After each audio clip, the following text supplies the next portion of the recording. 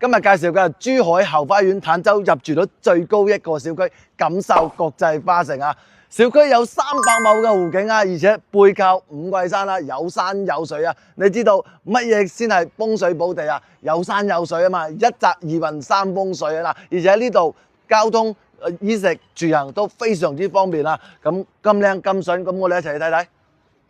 呢個就係我哋錦繡國際花城1500畝佔地面積嘅住宅區啊，一共有18000戶啊，而家交咗樓嘅係13000戶，而家入住嘅係4萬人啊，預計入住率去到我哋嘅7萬人左右啊嗱。先介紹下，呢個就係售樓部嘅位置，呢個公寓樓，公寓樓後邊就係一個300畝嘅環形湖景啊嗱，仲有4公里嘅環形跑道。咁我哋分5期開發啦，呢前面1期、2期已經係交咗樓有12年㗎啦。咁後邊有3期有我哋別墅區同埋有高層。咁後邊呢個位置咧就我哋嘅5期啦。5期咧就而家賣嗰1期1區嘅三區，咁跟住你而家賣緊就係2區㗎啦。咁我哋4期咧一共分為4區開發啦。咁1、2、3區已經交咗樓㗎啦。而家賣緊4區，剩翻少少尾貨就係7棟、8棟、9棟、10棟。未來將會有7萬人到8萬人嘅一個大型嘅社區綜合體啊，社區住宅。咁講解下我哋嘅衣食住行呢一方面啊嗱。咁我哋小區出嚟大概800米咧有個坦洲最大間醫院啊，喺呢個位置坦洲醫院。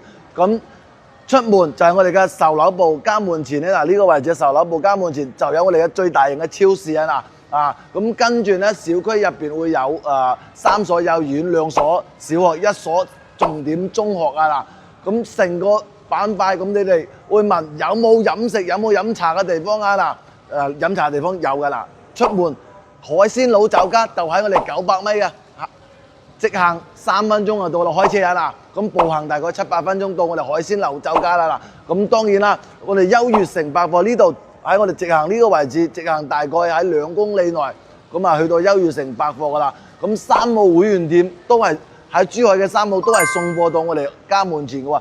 咁距離3號咧大概喺12分鐘嘅時間。翻嚟港珠澳大橋口岸咧，大概20分鐘，係我開車20分鐘，公交車25分鐘到達我哋港珠澳大橋口岸，同埋拱北口岸。咁如果平時高峰期塞車咧，大概35分鐘翻到我哋拱北口岸㗎啦。咁家門前仲有留班，每日有4班車直接翻香港、太子、荃灣、東涌、尖沙咀，仲有 A 線、B 線15分鐘一班，我哋翻到拱北口岸。咁樣咧，我哋先講解呢度4期，仲有啲少少尾貨啦。賣緊嘅7棟、8棟咧，佢前面2戶咧就03戶型㗎啦，